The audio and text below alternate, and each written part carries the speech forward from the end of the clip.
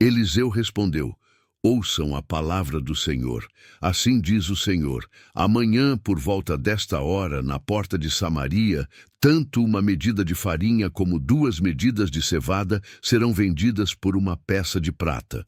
Do oficial, em cujo braço o rei estava se apoiando, disse ao homem de Deus: ainda que o Senhor abrisse as comportas do céu, será que isso poderia acontecer?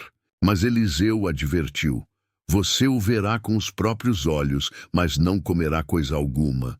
O cerco é levantado, e havia 4 leprosos junto à porta da cidade. Eles disseram uns aos outros: por que ficar aqui esperando a morte?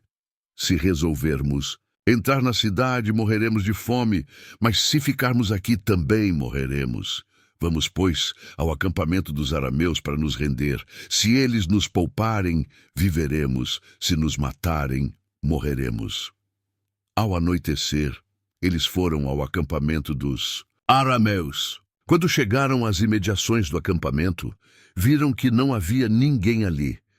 Pois o Senhor tinha feito os arameus ouvirem o ruído de um grande exército com cavalos e carros de guerra, de modo que disseram uns aos outros: ouçam, o rei de Israel contratou os reis dos hititas e dos egípcios para nos atacarem.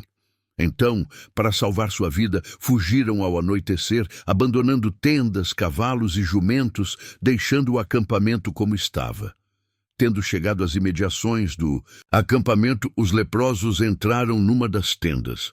Comeram e beberam, pegaram prata, ouro e roupas e saíram para esconder tudo. Depois voltaram e entraram noutra tenda. Pegaram o que quiseram e esconderam isso também. Então disseram uns aos outros: não estamos agindo certo. Este é um dia de boas notícias e não podemos ficar calados. Se esperarmos até o amanhecer, seremos castigados. Vamos imediatamente contar tudo no palácio do rei. Então foram, chamaram as sentinelas da porta da cidade e lhes contaram: entramos no acampamento arameu e não vimos nem ouvimos ninguém. Havia apenas cavalos e jumentos amarrados e tendas abandonadas. As sentinelas da porta proclamaram a notícia e ela foi anunciada dentro do palácio. O rei se levantou de noite e disse aos seus conselheiros: eu explicarei a vocês o que os arameus planejaram. Como sabem que estamos passando fome, deixaram o acampamento e se esconderam no campo, pensando: com certeza eles sairão, e então os pegaremos vivos e entraremos na cidade. Um de seus conselheiros respondeu: manda que alguns homens apanhem 5 dos cavalos que restam na cidade. O destino desses homens será o mesmo de todos os israelitas que ficarem, sim, como toda esta multidão condenada. Por isso vamos enviá-los para descobrir o que aconteceu. Assim que prepararam 2 carros de guerra com seus cavalos, o rei os enviou atrás do exército arameu, ordenando aos condutores: vão e descubram o que aconteceu.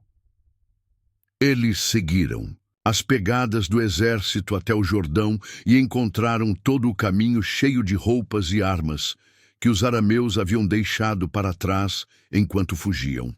Os mensageiros voltaram e relataram tudo ao rei. Então o povo saiu e saqueou o acampamento dos arameus. Assim, tanto uma medida de farinha como 2 medidas de cevada passaram a ser vendidas por uma peça de prata, conforme o Senhor tinha dito. Ora, o rei havia posto o oficial, em cujo braço tinha se apoiado como encarregado da porta da cidade. Mas quando o povo saiu, atropelou-o junto à porta, e ele morreu, conforme o homem de Deus havia predito quando o rei foi à sua casa. Aconteceu conforme o homem de Deus dissera ao rei: amanhã, por volta desta hora, na porta de Samaria, tanto uma medida de farinha como 2 medidas de cevada serão vendidas por uma peça de prata. O oficial tinha contestado o homem de Deus, perguntando: ainda que o Senhor abrisse as comportas do céu, será que isso poderia acontecer? O homem de Deus havia respondido: Você verá com os próprios olhos, mas não comerá coisa alguma. Menti, foi exatamente isso que lhe aconteceu, pois o povo o pisoteou junto à porta da cidade, e ele morreu.